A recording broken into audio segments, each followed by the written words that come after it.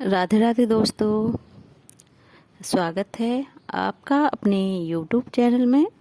आज के वीडियो में आपको महाभारत के पात्रों में क्रूराज धृतराष्ट्र के बारे में बताने वाली हूँ, तो आप वीडियो के अंत तक बने रहें। महाराजा धृतराष्ट्र जन्मांध थे, जन्म से ही अंधे थे। वे भीष्म, द्रोण, कृपाचार्य तथा विदुर की सलाह से राज्य का संचालन करते थे। उन्हें कर्तव्य का ज्ञान था, किंतु पुत्र मोह के कारण बहुधा उनका विवेक अंधा हो जाता था और वे बाध्य होकर दुर्योधन के अन्यायपूर्ण आचरण का समर्थन करने लगते थे। जब दुर्योधन के दुष्कर्म का कुफल सामने आता, तब वे तटस्थ होने का दिखावा करते थे। सत्यासत्य का विवेक छोड़कर पुत्र के ऊपर अंधा वात्सल्य रखने वाले पिता की जो गति होती थी, वही गति अंत में धृष्ट राष्ट्र की भी हुई। उन्होंने अपने सामने 100 पुत्रों की अति दर्दनाक मृत्यु देखी। धृतराष्ट्र परोक्ष रूप से पांडवों से जलते थे।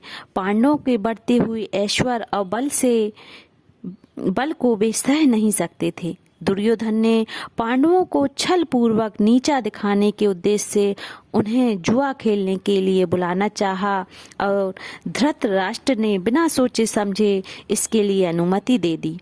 जब विदुर ने जुआ खेलने के दोषों और परिणाम को बताकर इस दुष्कृत का विरोध किया, तब धृतराष्ट्र ने कहा, विदुर, यहाँ मैं, भीष्म तथा सभी लोग हैं।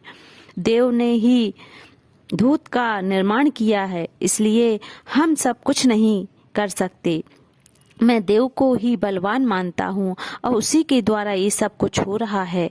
जुए में जब द्रौपदी दांव पर रखी गई, तब भीष्म, द्रोण, कृपाचार्य और विदुर के सहित सभी सभा में स्तब्ध रह गए तथा धृतराष्ट्र बहुत प्रसन्न हुए और बार बार पूछने लगे, कौन जीता, कौन जीता। धृतराष्ट्र के लिए इससे बड़ी निंदनीय बात और क्या हो सकती थी। यदि सर्वसंहारक महाभारत युद्ध का मुख्य कारण धृतराष्ट्र को माने तो इसमें कोई गलती नहीं है, क्योंकि यदि वे भीष्म, विदुर आदि की बात मानकर दुर्योधन को नियंत्रित करते तो महाभारत के महायुद्ध को रोका जा सकता था। महाभारत के कई स्थानों पर धृतराष्ट्र में मानवता के उत्कृष्ट रूप का भी दर्शन होता है। द्रौपदी के साथ पांडवों के विवाह की बात सुनकर धृतराष्ट्र ने अहोभाग्य अहोभाग्य कहकर आनंद प्रदर्शित किया था तथा विदुर को भेजकर पांडवों को बुलाया। पांडवों से मिलकर उनमें आत्मीयता जागृत हुई। उन्होंने युधिष्ठिर से कहा, मेरे दुरात्मा पुत्र दंभ और अहंकार से भरे हैं, वे मेरा कहना नहीं मानते हैं, इसलिए तुम आधा राज्य लेकर खंडवा प्रस्थ में निवास करो।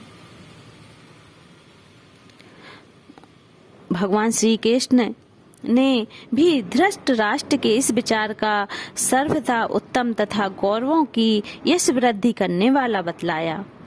सभा पर्व में महाराज धृतराष्ट्र ने द्रौपदी के संदर्भ में दुर्योधन को फटकारा और द्रौपदी को संतावना देते हुए कहा, बहु द्रौपदी, तुम मेरी पुत्र बधुओं में सर्वश्रेष्ठ और धर्मपरायण सती हो। तुम्हारी जो इच्छा हो मुझसे वर मांग लो। यह सुनकर द्रौपदी ने युधिष्ठिर, भीमसेन, अर्जुन, नकुल और सहदेव को दास भाव से मुक्त करा लिया।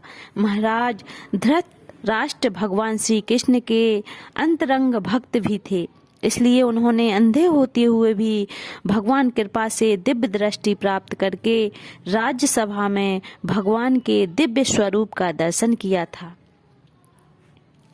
जो सौभाग्य संसार में बिरले ही प्राप्त करते हैं, वे केवल पुत्र मोह में पड़कर दुर्योधन के अन्यायों का निराकरण न करने के कारण ही दोष के भागी बने।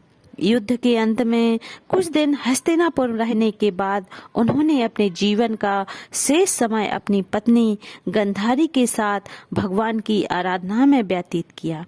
महाराज धृतराष्ट्र अंत में दावाग्नि में भस्म होकर अपने अनित्य देह का त्याग किया।